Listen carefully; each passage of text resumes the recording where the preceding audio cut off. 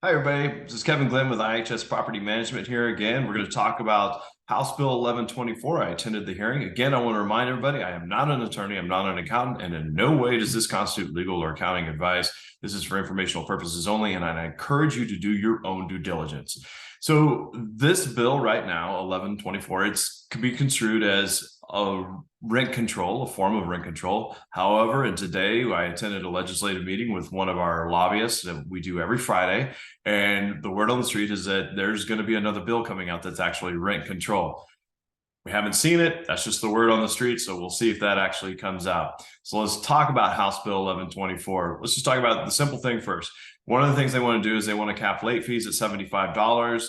I've heard some arguments on both sides of that. I heard one property management company arguing that, hey, if the late fees capped at $75 and your rent's $2,000, but they've got a credit card bill that's got a $150 late fee and, interest stacking up, which one are they more likely to pay? The one that's got the steeper late fee or the one that has less of a late fee? And so they were arguing that people may elect to pay other bills rather than paying their housing bill, which is probably one could argue that would be the most important one you pay, is to keep the roof over your head. So that was one argument.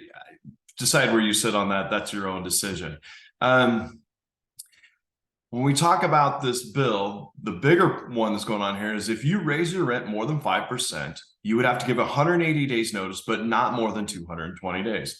When I listened to the testimony of some of these residents that testified, it was kind of interesting because they were talking about the time period back in July of 2021 when we came out of that moratorium and nobody had been able to raise rents for quite a while. And then we were also potentially staring down rent control, and there were some aggressive rent raises. I will tell you that in 17 years, that time period, we had some of the most aggressive rent raises we've ever had in my 17 years coming out of there, because we didn't know if rent control was going to get through. We were behind in the market rents.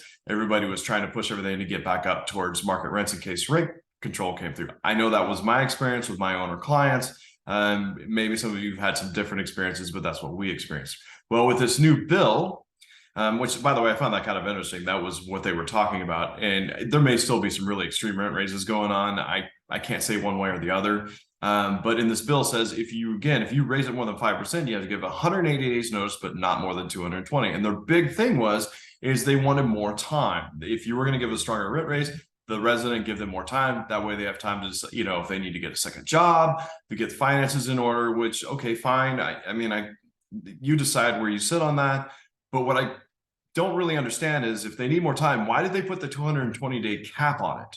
Like, you have this 40-day window that you can do it. And I posed that today in the meeting, was like, okay, they say they want more time. That's what they were talking about in the hearing, but yet they've got this 220-day cap and nobody was really talking about why is this 220-day cap on there? So kind of interesting. You come to your own assumptions on why they may do that. I mean, I've got my reasons why I think that might be, but you decide for yourself. Again, I'm not here to persuade you one way or the other. I'm neutral. For you, you decide. But the other kicker to this whole thing that's interesting is also, if you raise that rent more than 5%, you get that 180-day notice to 220 days. If you are in a lease agreement, a term lease, that resident has the right to give you 45 days notice to terminate the lease with no penalties, and you would have to prorate the rent. So if they've moved out in the middle of the month, because that's when the 45 days land, guaranteed it's going to not land at the end of the month, because we don't have any months that are 45 days. So they give you that notice, you have to prorate that, and you have to let them out of the lease agreement with no penalties because you raised the rent more than 5%, and you also had to give that within 180 days. Another part of this bill is talking about base rent. You can only raise it 5% above the lowest base rent in the past 12 months. Well, let's say you were on a 6-month lease, you had $1,000 rent, you raised it 5%, you went $1,050.